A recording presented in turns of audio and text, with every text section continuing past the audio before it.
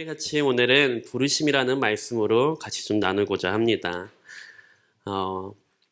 교회 개척 초기 멤버들이 여기 계실 줄 알 것 같은데요. 혹시 여러분은 그 교회를 그린다면 어떻게 그리셨습니까? 제가 알기로는 그 교회 유튜브의 영상을 보니까 스케치 영상 가운데 내가 그리는 수정빛 교회라는 것으로 이렇게 여러 가지 좀 적어오고 받으신 걸로 제가 알고 있는데, 그렇다면 뭐 초기 멤버 아니면 상관없습니다. 여러분은 어떠한 교회를 꿈꾸며 살아가고 있습니까? 이 수정빛 교회를. 한번 잠시 한번 생각해 보시고요. 내가 생각하는, 내가 원하는 수정빛 교회 어떠한 모습일까요?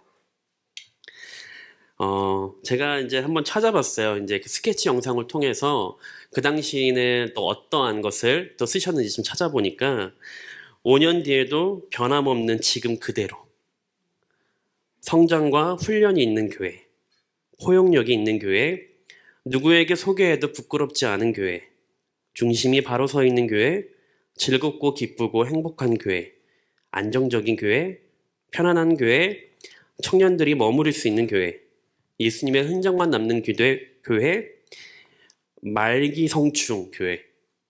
말기성충이라고 저 처음에 뭔지 몰랐는데 보니까 말씀과 기도로 성령 충만한 교회. 그래서 말기성충 이렇게 적어놨더라고요. 네. 자, 그러니까 다 보게 되어지면 너무 좋은 교회예요. 그쵸? 이렇게만 되어진다면 너무 좋은 교회겠죠. 물론 우리 교회가 그런 교회가 아니라고 말을 하는 게 아닙니다. 자, 그런데 교회 가운데 하나님의 은혜가 사라지게 되어지고 교회 가운데 사랑이 식어지게 되어지면 아까 말했던 교회는 별반 그리고 상관없는 교회로 갈 수 있다는 거죠. 그래서 우리는 완벽하지 않지만 더 좋은 교회가 되기 위해, 더 건강한 교회가 되기 위해, 더 나아가서 성경적인 교회가 되기 위해서 계속해서 완벽함에 이르기를 계속 추구하며 나아가는 그런 교회가 되어야 될 줄 믿습니다. 그런데 이게 완벽함, 도대체 우리는 어떤 완벽함을 추구하고 어떠한 곳을 바라보며 가야 될까? 오늘 이 성경 본문 에베소의 말씀은요, 한 신학자는 오늘 본문을 두고 이렇게 말을 합니다. 성경에서 말을 하는 에베소 4장 1절에서 16절. 제가 16절까지 원래 하려고 했는데 본문이 너무 길어서 좀 축약을 해서 6절까지만 했지만, 이 말씀은 더 능동적인 교회에 대해서 이 에베소서 4장 1절의 16절 말씀보다 더 능동적으로 교회에 대해서 묘사하고 있는 본문은 없다. 그리고 이 에베소서 4장 말씀이 교회론에 가까운 말씀이기도 하다는 겁니다. 자, 그러면서 오늘 이 본문을 통하여서 교회에게, 그리고 그 주어진 사명이 무엇인지 좀 같이 좀 보고자 하는데요. 우리 에베소서 4장 1절입니다.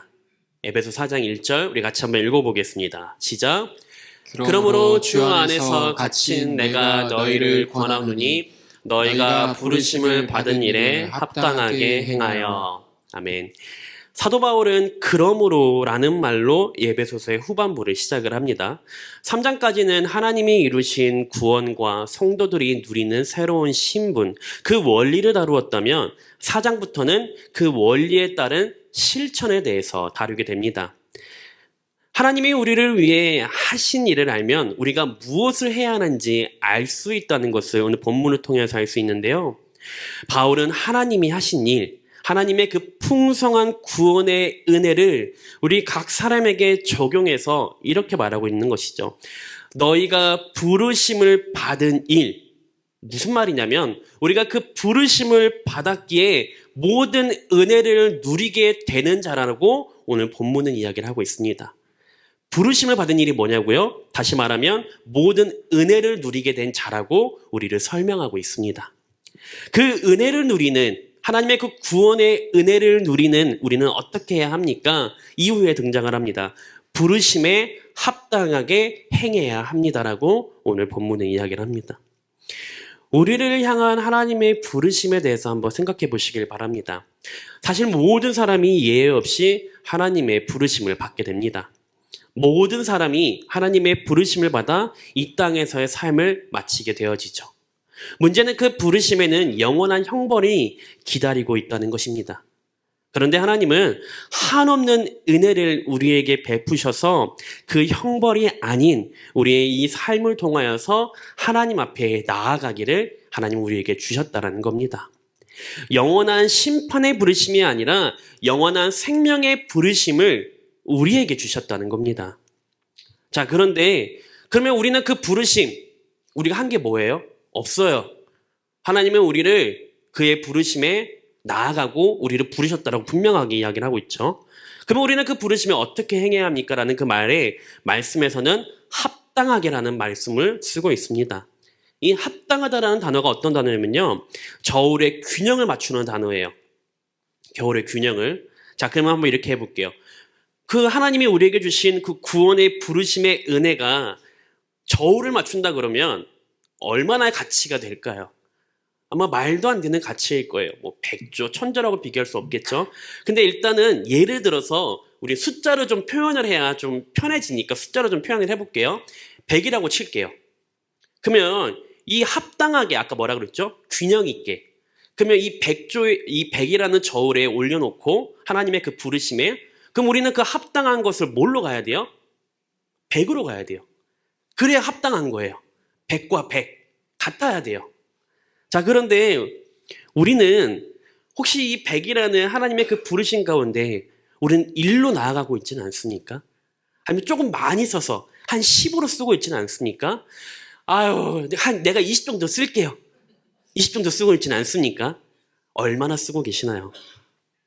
부르심에 합당한 삶. 오늘 이 세 가지를 통하여서 세 가지 좀 나누어서 같이 좀 보고자 합니다. 이 세 가지 주신 그 명령, 첫 번째는 이것입니다. 지키라입니다. 지키라. 오늘 에베소서 4장 3절입니다. 4장 3절 같이 한번 읽어보겠습니다. 시작. 평안에 매는 줄로 성령이 하나 되게 하신 것을 힘써 지키라. 아멘. 뭐 하라고요? 지키라 라고 합니다. 우리가 합당하게 행하기 원한다면 우리는 그 교회에서 하나됨을 지켜야 하는 본분이 우리에게 있다는 것입니다. 성령이 우리를 하나 되게 하셨고 우리는 그 하나됨을 지켜야 합니다. 성부, 성자, 성령이 한 분이시고 교회가 한 믿음으로, 한 소망으로, 한 세례로 한 몸이 되었기에 우리는 이것을 지켜야 하는 본분이 우리에게 있다는 거죠.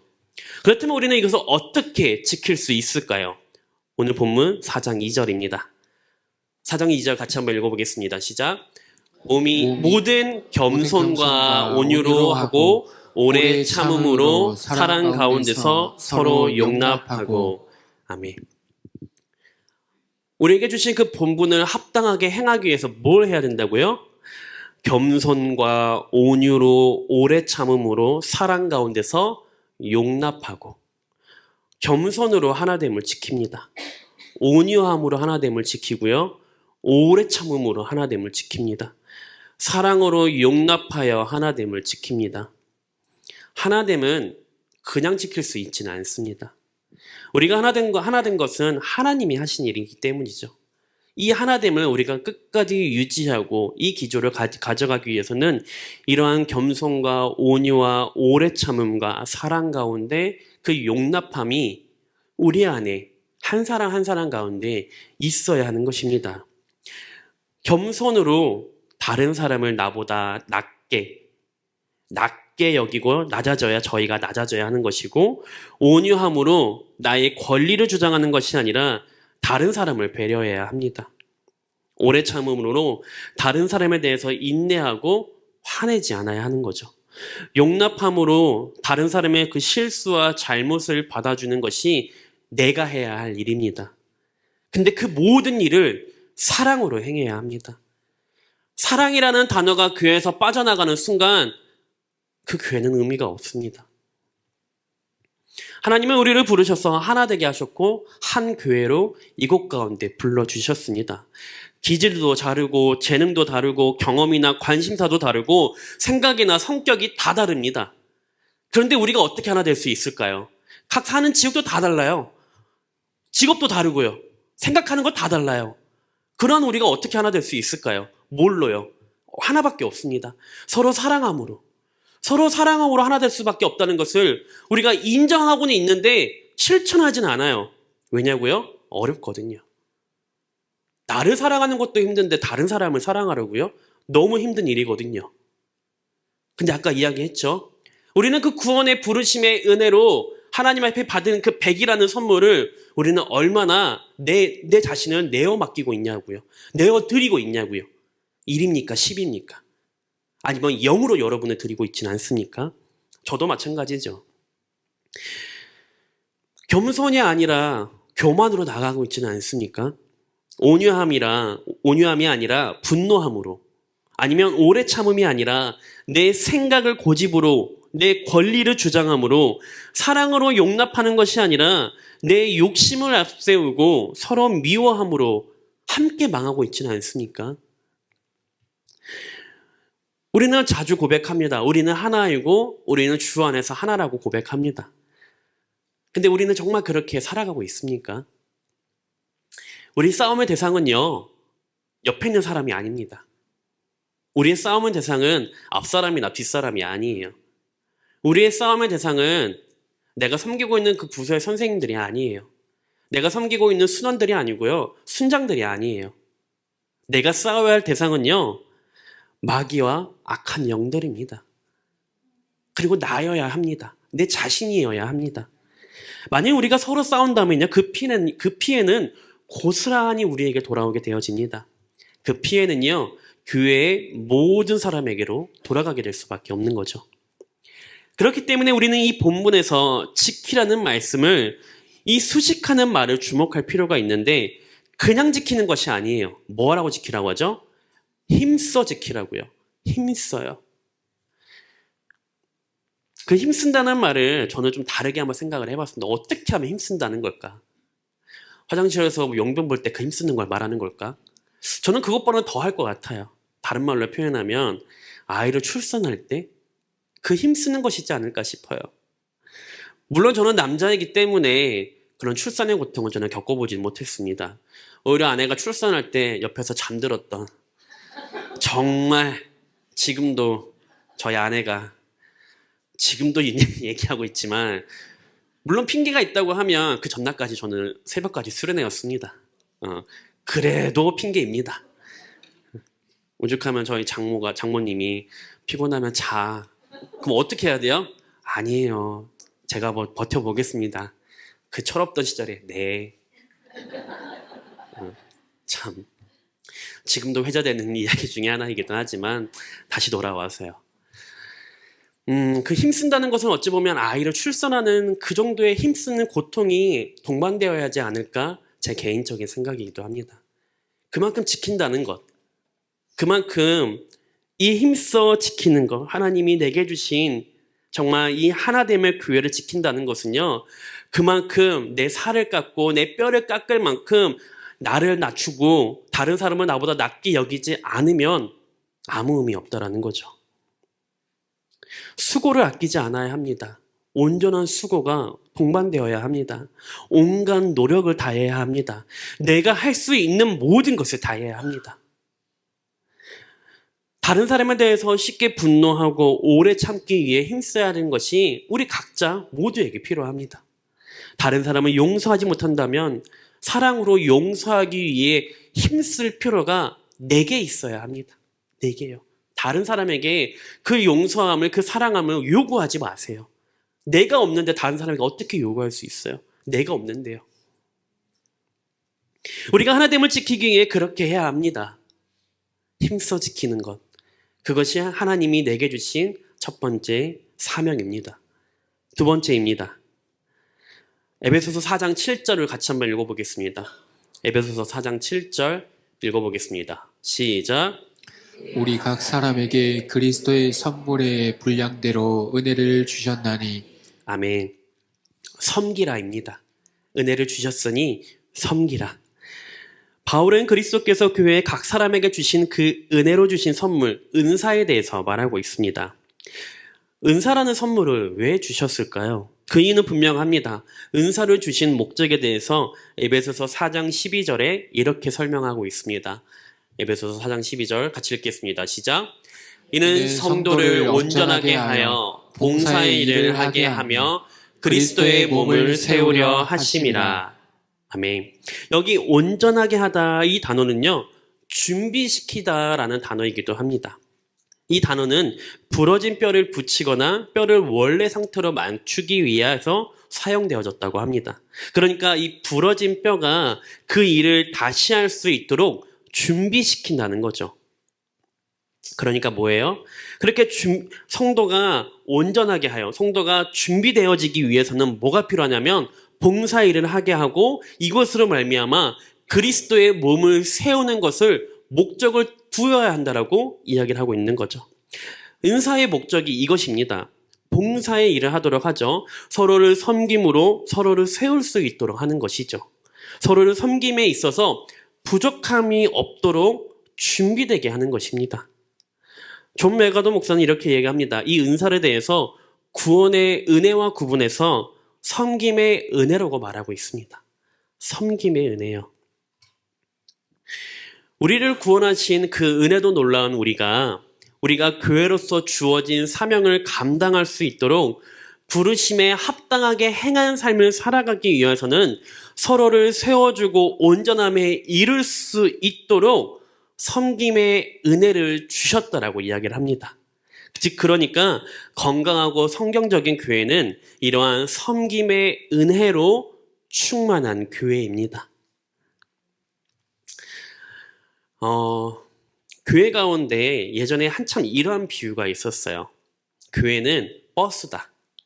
그래서 운전사는 담임 목사다. 뒤에는 의자에 앉아있는 승객들은 성도들이다. 근데 그것이 아니더라고요. 교회라는 곳은요, 담임 목사 한 사람으로 인하여서 끌어가는 교회가 아니라는 거예요. 하나의 지체가 하나하나가 각자 자기가 할 역할에 대해서 그것을 충실히 이행할 때 그것이 교회가 바로 세워져 간다는 것입니다. 교역자가 모든 일을 한다고 해서 그 교회가 세워진다? 아무 의미가 없습니다. 순장님이 모든 역할을 다 한다고 해서 아닙니다. 선생님들이 그 역할을 다 한다고 해서 그 교회가 올바른 교회냐? 저는 아니라고 봅니다. 각자 한 사람 한 사람이 그 자리에서 자기의 역할을 충성히 더 나아가서는 그 일에 대해서 겸손히 행할 때 그 교회는 자라날 수밖에 없다는 것을 저는 고백하고 싶습니다. 우리가 교회에서 섬기는 모습은 다양할 것입니다. 올해 특히 2025년을 맞이하여서 각 부서가 새롭게 신설이 되어지거나 부장님이 새로 또 되어지기도 하였습니다. 또 각 부서는 주일학교부터 시작을 하여서 청년부 아니면 또 성례부 하나하나 더 얘기를 하면 너무 많아지겠지만 그 부서 하나하나가 세워진 목적은 하나입니다. 교회가 더 온전히 세워지기 위하여서. 더 나아가서는 그 교회 가운데 내게 맡겨주시는 그 은사를 필요한 곳에 쓰일 수 있도록 그렇다면 나는 그곳에 섬김으로 나아가야 한다는 것이죠. 중요한 것은요. 우리는 그 주신 사명 가운데 어떠한 은사로서 이 교회를 섬기고 나아가고 있는지 돌아보시길 바랍니다. 지금 여러분에게 하고자 하는 말은 가서 섬기세요라고 말을 하는 것이 아니에요. 중요한 건 뭐냐면 내가 받은 그 은혜에 대해서 나는 이 교회를 위해서 하나님이 내게 주신 이 교회를 위해서 어떠한 모습으로 섬기고 있는지 돌아보라는 겁니다. 그렇게 섬기고 있다면 그렇게 행하시면 됩니다. 하나님 오늘 내게 주신 그 말씀 가운데 찔리는 것이 있다면 다시 한번 기도해 보시길 바랍니다. 그렇다면 나는 그 찔리는 가운데 하나님 나는 어떻게 섬겨야 하겠습니까? 나는 어떠한 자리에서 부르심에 합당한 자리에 열매를 맺는 그 자리로 나가야 되겠습니까? 그 고백이 우리 안에 있어야 하는 것이죠. 왜냐고요? 교회는 한 사람 한 지체 하나하나가 100이라고 할 때 그 100이 다 온전히 채워질 때 온전한 교회라고 부를 수 있기 때문이라는 것입니다. 세 번째입니다. 에베소서 4장 15절 말씀입니다. 에베소서 4장 15절 말씀 같이 한번 읽어보겠습니다. 시작. 오직 사랑 안에서 참된 것을 하여 범사에 그에게까지 자랄지라. 그는 머리니 곧 그리스도라. 아멘. 오늘 본문에서 나오는 단어 중에 하나는 자랄지라입니다. 세 번째 명령은요. 자라나다입니다. 자라나다. 온전한 교회, 합당한 열매를 맺기 위해서는 우리는 자라나야 합니다. 건강한 교회는요, 성장하는 교회예요. 근데 오해하지 말아야 될 것은 양적인 성장을 말하는 게 아닙니다. 영적인 성장을 말하는 거예요. 이것이 두 개가 같이 오는 것이 제일 중요하죠. 주님 안에서 영적으로 성장하는 것, 어찌 보면 이것은 우리에게 주어진 삶의 그 모든 시간 동안 계속해서 이루어야 하는 구원의 과정이라고 이야기할 수 있습니다. 우리가 계속해서 이 성화되어가는 것을 우리는 성장이라고 표현합니다. 주님을 직접 만날 때까지, 주님에게까지 우리는 성장해야 합니다. 하나님과 함께하는 그 전까지요. 우리가 성장을 위한 수고를 그만할 수 있을 때는 주님과 같이 온전한 사람이 되었을 때입니다. 근데 그게 가능할까요? 참 어려운 질문이기도 하지만 우리는 주님을 만나는 그 순간까지 우리는 그 멈추는 것을, 우리가 성장하는 것을 멈추지 않아야 하는 것입니다. 만약 우리가 성장을 위한 수고를 하지 않는다면 어떻게 될까요? 제가 초등부 신방을 갈 때마다 동일한 설교를 하고 있습니다. 무엇이냐면 자라나야 된다는 그 설교를 아이들에게 한 영혼 한 영혼에게 하고 있습니다. 그래서 어떠한 것을 꼭 짚어주면 얘기하냐면 희한하게 각 가는 가정마다 다 화분이 있어요. 화분이 없는 가정이 없더라고요. 그래서 너무 좋아요. 제가 화분을 안 사들고 가되니까. 자, 그럼 화분을 통해서 이야기를 하죠. 자, 이 화분에 필요한 것이 무엇일까? 다 이야기를 해요. 그러면 물도 필요하고 흙도 필요하고 뭐도 필요하고 다 얘기를 해요. 그러다 한 가지를 잘 이야기를 하지 않는 것이 무엇이냐면 관심과 사랑을 가끔 빼먹는 친구들이 있는데 저는 그것을 초점에 맞추어서 이야기를 하죠. 자라나기 위해서는 그 관심과 사랑이 있어야 한다라고 저는 꼭 이 아이들에게 이야기를 해줍니다. 자, 그러면서 우리 아이들이 올해보다 내년에 키가 안 컸으면 부모님들은 어딜 가요? 병원 가죠. 우리 아이가 키가 안 자라요. 그럼 어떻게 해요? 병원을 가고 한약을 먹이고 어떤 수단과 방법을 쓰서라도 할 거예요. 우리 아이가 자라나기 위해서는. 그렇죠? 근데 우리 아이의 신앙의 성장을 위해서는 여러분 체크하고 계십니까? 아니면 우리 아이뿐만 아니라 내 자신을 돌아보았을 때 내 자신의 그 신앙의 성장이 작년과 똑같았다면 여러분은 어떻게 하고 계십니까? 아유, 똑같구나. 아유, 그래, 뭐 내년이면 나아지겠지. 아니요. 비상등 켜셔야 돼요. 깜빡이 켜시고, 아, 내가 지금 이럴 때가 아니구나. 내가 지금 작년보다 자라나지 않았네. 자라나는 것을 멈추는 그 순간 우리는 퇴화할 수밖에 없어요. 우리는 그 성장의 믿음의 성장이 꼬꾸라지고 믿음이 퇴화될 수밖에 없는 사람들이에요. 그게 죄인이기 때문이라는 거죠. 그리스도인은 솔직하게 말할게요. 성장 아니면 퇴화예요. 중간은 없어요. 답보는 없어요. 왜냐면요.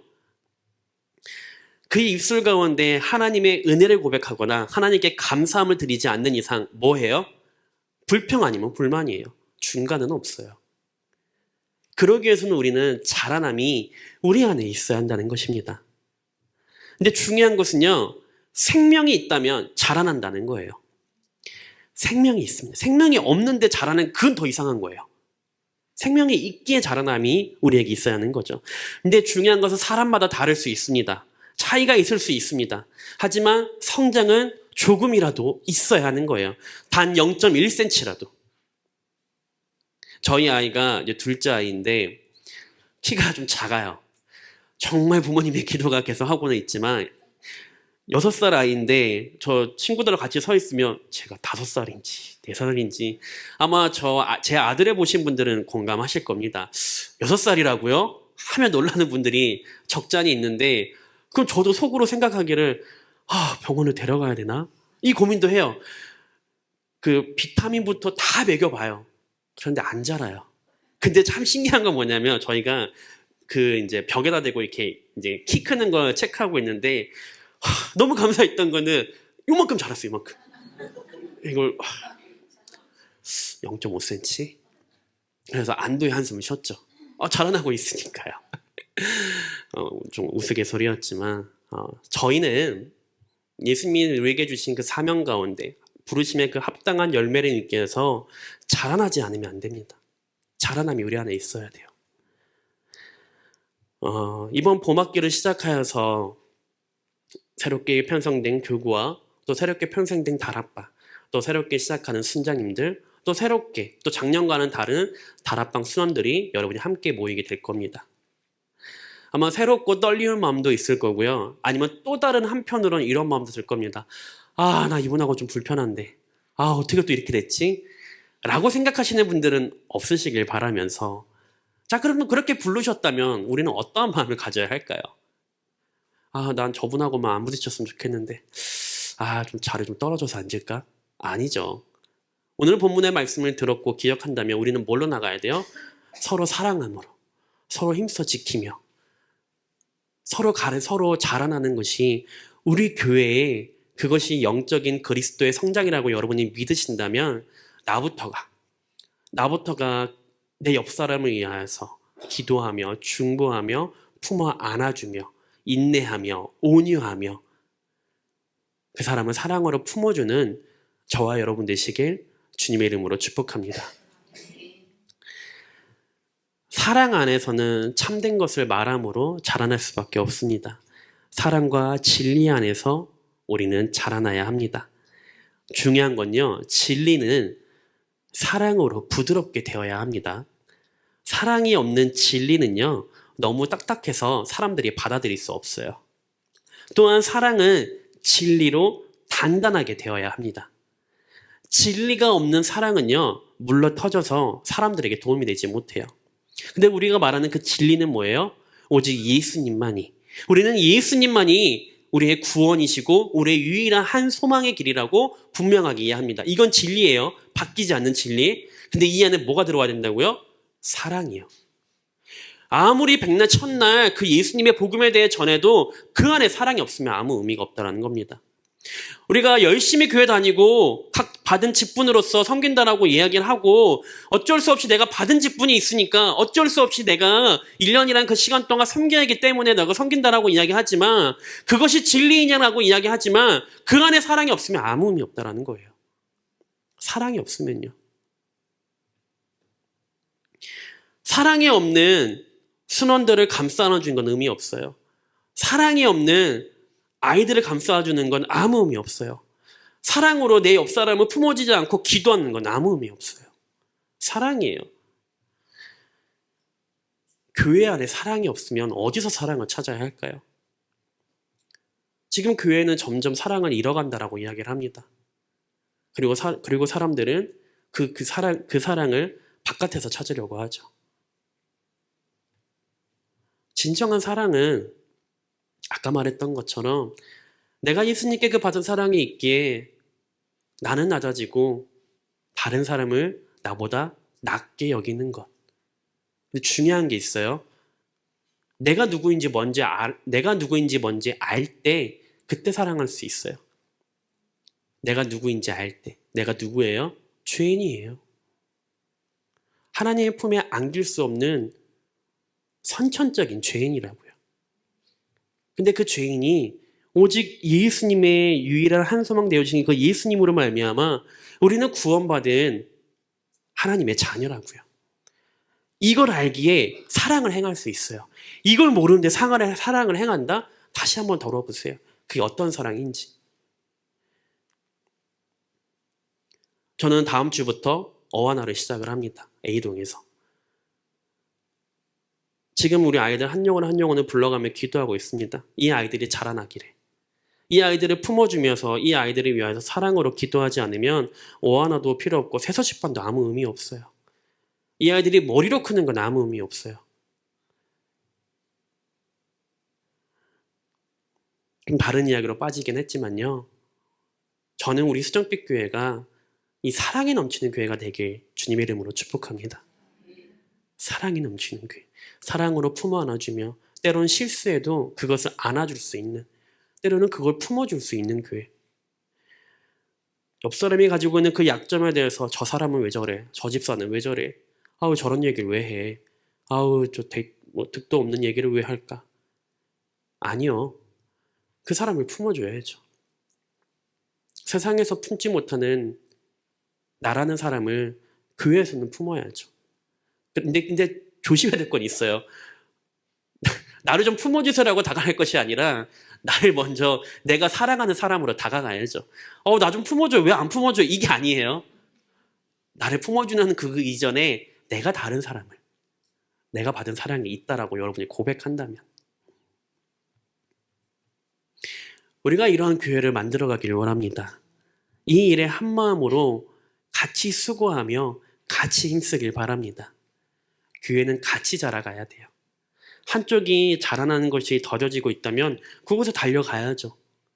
한쪽이 그쪽에서 힘들어하면 달려가야죠. 어디든 달려가야죠. 나만 잘나면 될까요? 아니에요. 같이 자라나야죠. 그게 공동체인데요. 그게 부르심에 합당한 열매를 맺는 우리의 삶이 되어야 될 줄 주님의 이름으로 축복합니다. 하나됨을 지키고 부르심에 합당하게 행하기 위해 하나됨을 지키고 은사로 섬기고 날마다 성장하는 교회. 그 교회가 수정빛 교회가 될 줄 믿습니다.